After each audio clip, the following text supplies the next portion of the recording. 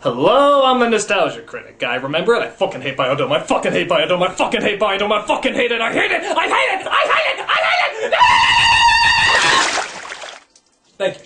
Anyway, I fucking hate Biodome. You've been losing sight of your left and right. I mean, I don't think I've seen a more annoying and obnoxious piece of cancerous ass. It's so grating and ear-rapingly bad that I'm surprised the movie itself hasn't been arrested for indecent exposure. It may not be the worst movie, but trust me, it's in the top 5. This is the movie, these are my risks after watching the movie, and these are the notes I took during watching the movie. I've never been so happy to get something over with, so let's just go ahead and get this over with. So the film stars appropriately enough by throwing its garbage at us, a fitting metaphor.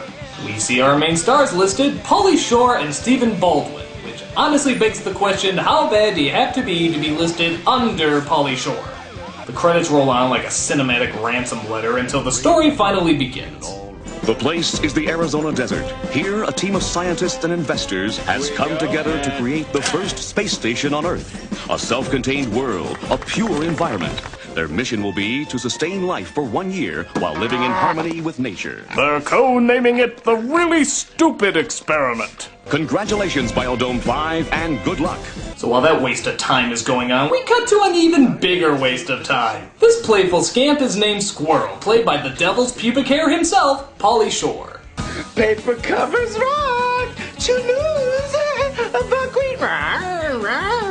That was the first line. Literally, the first line he says makes me want to lobotomize myself. We have to watch a whole movie with this anus! Now, for those of you who are young and have no idea who Pauly Shore is, good. So Shore is joined by his good buddy Stephen Baldwin, who plays another idiot named Doyle. They live in that wonderful time of the 90s where stupid guys didn't really have to have jobs, and yet somehow they live in relatively nice places. Oh, and they also somehow date really hot chicks as well. Come on, are we really supposed to believe the 90s were like that? Dude, the 90s are like that, man. People like us don't need jobs because we're delightfully quirky. Houses and beds just drop into our laps. But 90s, kid, there's gotta be some reason why lazy morons keep getting good stuff back then. Nope, that's just how we roll. What you see is what you... What was that? Oh, it's probably just my landlord with another eviction notice. And a battering ram. And a sawed-off shotgun. Gotta go! Anyway, back to the review. So Squirrel and Doyle spend most of their time hitting each other with books and explaining why it's smart. I can't believe you cracked those skull just to get out of this. I don't understand. The book fell on him. I mean, well, he fell in the book. They collided. Bullshit. Bullshit. God, it is just like you two to try and weasel out of your responsibilities on Earth Day. Oh, and by the way, yes, that is the lesbian with the funny voice from Chasing Amy. The only thing that gives me hope through all this is that she castrates Pauly Shore and starts making out with the brunette. But I don't think the writers are smart enough to do something so stupid. Well, they're getting better. They're taking yoga. And you're the one that keeps on raving about how flexible Bud is getting. There is something about a man who can lick his own back. What am I supposed to say to that? So it turns out these two are super environmental bimbos who want to help clean the environment for Earth Day. But their dumbass boyfriends have even more important things to do. Like being dumbass boyfriends. We met these guys from Arizona Tech and they're taking us out to this keg at Vasquez Lake. What? You met men? Oh, and they're on the swim team. Our girls have been seduced by breaststrokers. They bought it. So they set out to find their girlfriends because they're afraid that they're gonna sleep with some breaststroke swimmers. They should just retitle this movie Stupid White People Doing Stupider White Things. Well, check out that mall, man. Whoa, must be the grand opening. Biodome. Think that means it goes both ways? I don't know, but we do. Never do that again, for the love of God. So they get to the spot only to find out that the ladies tricked them. There used to be fish here, remember? Yes, I did, Doyle. A long time ago when we were kids, right? Please run along, Mom. I'm teaching Bud how to hold his breath underwater.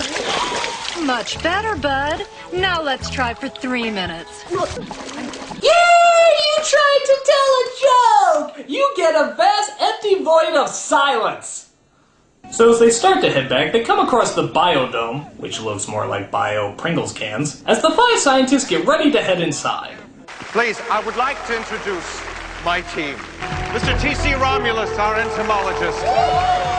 Miss Petra von Kant, our oceanographer. And Miss Mimi Simpkins, our agriculturalist. That's not an agriculturist, that's Miss October.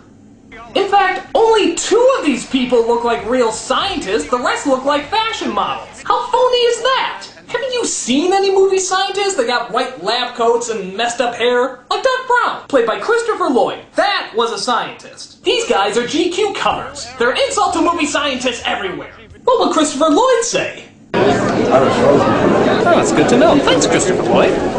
Oh, by the by, does this head scientist look familiar to you at all? I'll tell you what's hazardous. You're facing federal prosecution for at least a half a dozen environmental violations. That's right! It's Walter Peck from Ghostbusters. And yes, he's an environmental douche in this movie, too.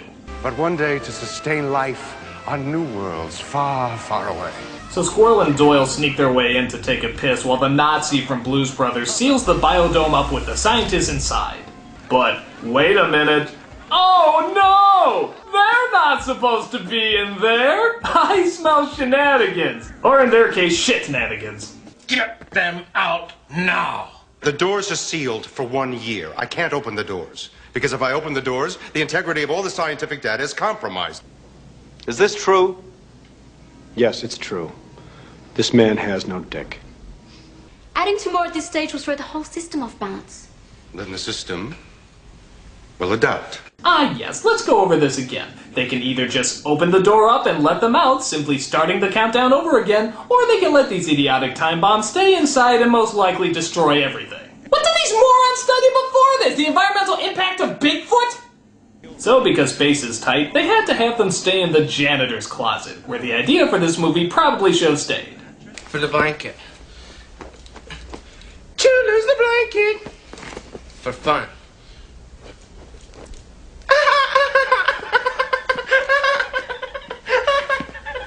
Oh good, I just heard the soundtrack to my night terrors for the next few weeks. But Squirrel and Doyle find they can't just stay confined to one room. So it's raping time!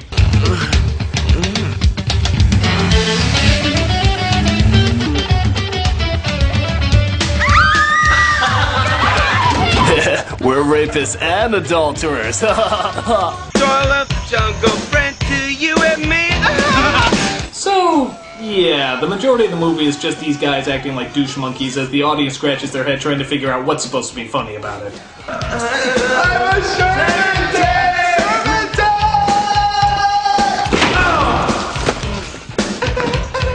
Has anyone ever noticed that Pauly Shore is to white people what Jar Jar Binks is to black people? I have to say, I'm very offended. So, hey, I know yoga. Look. Do it like that.